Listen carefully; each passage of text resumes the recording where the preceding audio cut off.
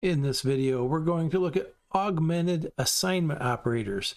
I've talked in past videos about equal sign being the assignment operator.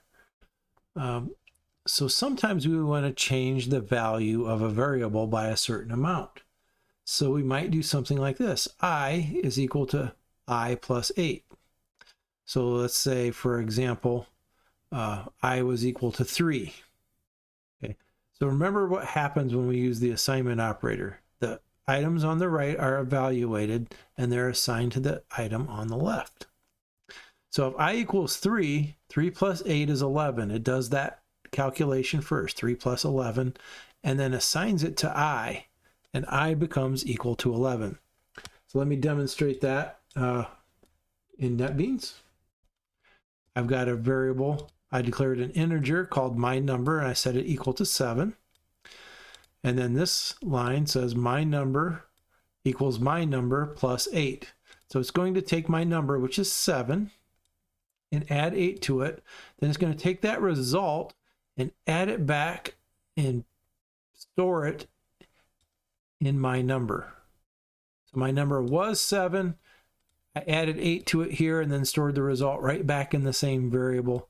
And when I run this, I get 15. Okay, so there are short ways to do this. We end up doing this a lot, so there are shortcut ways to do this. And that's what we're going to talk about with augmented assignment operators. Rather than say I equals I plus 8, I can say I plus equals. And that basically means take whatever the value of I is, add 8 to it, and store it back in itself. It's a shorthand way to write something longer. And it doesn't look that much shorter with I, but let's look at it with my version. Instead of saying my number equals my number plus 8, I can now just say my number plus equals 8, okay, which is much shorter and easier to read. And we understand what it does. It's adding 8 to my number and storing it back inside itself. And when I run it, I still get the result 15. So we can do that also for subtraction. We can say minus equals. This is going to subtract 8 and store it back in the letter I, the variable I. Times equals does the same thing. Divide equals does the same thing. Take I, divide it by 8, store the result back in I. The remainder assignment. Hey, take that number, divide it by 8, and store it back in itself.